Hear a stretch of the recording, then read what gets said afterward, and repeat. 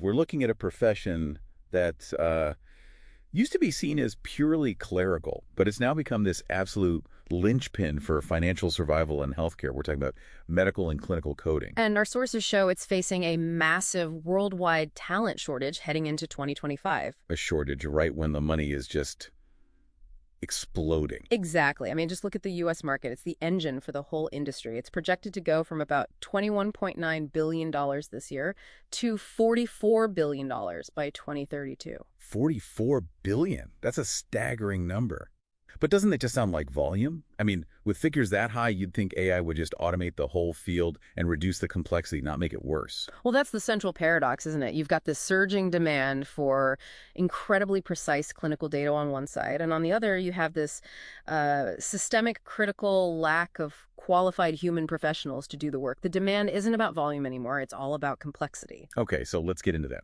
What exactly is driving this new level of complexity? It really starts with demographics, the silver tsunami, as it's called. An aging population. Right. You have older populations with more complex records. Think multiple conditions at once, like diabetes and hypertension. For a hospital to survive financially, especially in the U.S., they have to capture these things for risk adjustment scores. You'll hear them called HCCs. And those scores directly tied to reimbursement. They determine everything. If a coder misses one chronic condition, the organization can lose thousands in funding for that patient's care for the entire year. Which brings us to the contradiction you mentioned. AI was supposed to be the solution here, but it sounds like it's actually making it harder for new people to enter the field. It's a huge technological paradox. The software, which is usually called computer-assisted coding, or CAC, it's great at automating simple codes, for basic radiology or pathology, but it really struggles with messy, complex inpatient charts. So it's not replacing the human. It's changing the human's job. It's gotten rid of the easy data entry tasks and, in turn, created this huge demand for human coding editors and auditors, people who check the AI's work.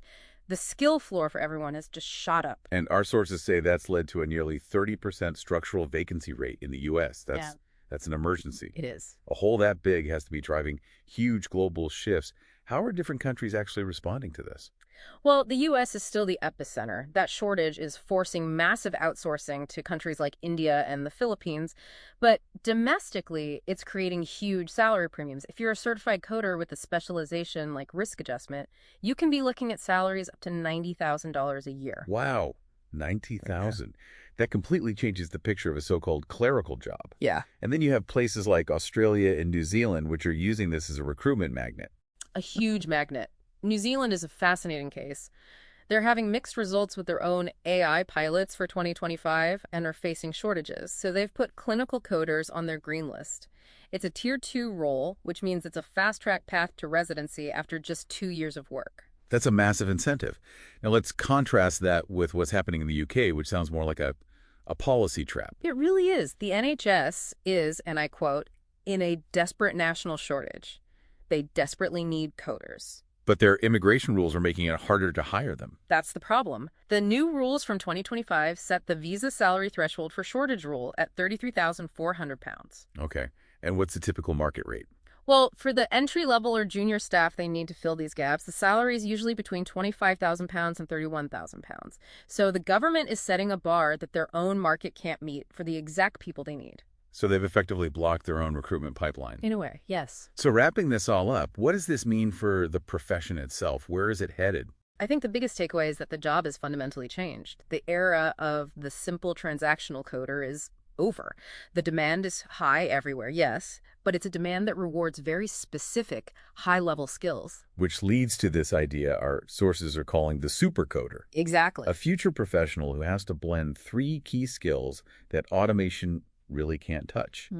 Deep clinical pathology knowledge, proficiency in data science to manage the AI, and a really sharp understanding of regulatory.